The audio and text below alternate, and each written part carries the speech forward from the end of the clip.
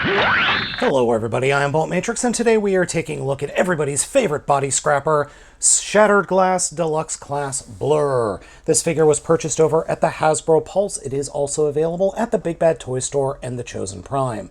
The figure came to me in the mail. I don't know what else to tell you. That's how things get to me these days. This figure is a straight-up repaint of BLURR from the Studio Series line, and it works very well. The overall aesthetic and coloring is incredibly nice, and the electric motif that they've got going on the front of the alt mode is really quite striking. I like it a lot. It's, dare I say, beautiful in a evil way. The dark blue, the black, the darker blue, and then the piece de resistance, this amber windscreen, it's just nice. It's a really nice recolor of BLURR. And speaking of the original Studio Series figure, here it is. Yeah, I know that this is the classic hover car mode, but I really, really like the coloring of the Shattered Glass version. It speaks to me more than this powder blue version, and it also differentiates BLURR from the other Autobots, or this paint differentiates BLURR, because let's face it, there's a lot of blue going on those movie bots. You got Ultra Magnus, blue, Cup, blue, BLURR, blue. Even the accessories got a darker repaint, which I do appreciate. I think the gray works so much better than the bright blank white, simply because it allows the the person picking up the figure to, you know, just look, all the molding pops, I think, more because you've got some nice dynamic shadows going on here. The white is fine, but it's just, to me, it's not good enough.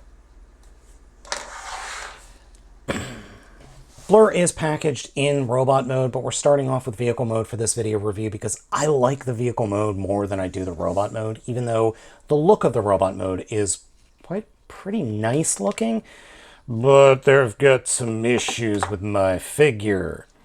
So we'll go ahead and get this into robot mode, which is, I'll be honest, I have forgotten how to transform BLURR. It has not been that long, I know, since I've gotten a hold of BLURR, but you know, you forget things in old age. Oh, one thing I would like to have seen them do is actually make the antenna maybe amber to match the windscreen, or make it a more light blue to match the rest of the figure. It's not a big deal. I could do that myself if I really wanted to. Or actually, even gray would have worked fine. Again, not a big deal. Something I can totally do myself. And now for the head reveal. Hey, wait, that's not BLURR's head. Studio Series BLURR in robot mode, I think, is a vast improvement over the original. The darker colors work incredibly well. There's still some of his powder blue in there, and the amber works incredibly well, and that head sculpt is absolutely beautiful. The head sculpt is where this figure truly shines. That is a nice, evil version of BLURR, and it's actually a little bit different than the standard BLURR head sculpt, especially with the Studio Series figure. Now, my Studio Series figure BLURR has light piping. This figure does not, and I kind of prefer it that way. I think this figure works better with no light piping. If it weren't for the fact that Shattered Glass BLURR is advertised as BLURR, I would just think that these are two completely different characters that share the same mold. They're that different.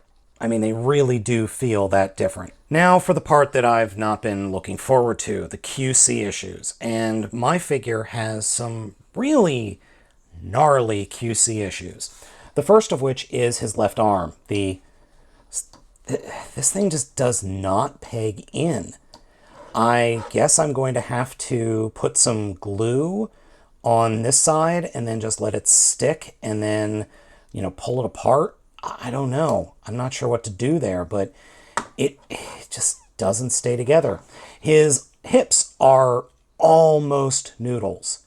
Almost. They are just a shade higher in terms of friction than that, and the knees are much, much too loose. Like, it's funny. The original Studio Series BLURR has none of these issues. Like, all these joints are super tight, but I'm not a huge fan of this figure. This figure I like better, but it's got a bunch of QC issues. Oh, and the chest does lock into place sometimes. What I have to do is when I'm transforming it, again, I have to pull the bottom out a little bit, and then it will kind of stay pegged into place. But it doesn't always work, as opposed to this BLURR, which just snaps, or sorry, the original Studio Series BLURR just has the chest snap into place. Shattered Glass BLURR doesn't do that. Now, BLURR did come with this comic from IDW, and it's fine. The art is good. The story is okay. I'm not going to spoil anything other than opening maybe the first 2 pages. There's really nothing in here to spoil. It's fine. The one thing I do really like is we've got Decepticon 6-Shot here, and he's in bright orange and white and black, and I would love to see a repaint of 6-Shot like that. The story itself is... it's all right. It's all right.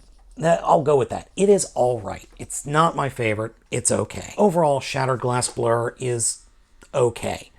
He's not great. He's okay. I would recommend picking up Prime and Ratchet instead, maybe even Bumblebee, but I don't think I'm going to be getting any more Shattered Glass figures, especially considering the QC issues that are plaguing this one. I don't have faith that there aren't other QC issues that we're not even aware of. So folks, let me know what you think of this figure down in the comments. Thank you so much for watching. I have been Baltmatrix, and I'll catch you all next time.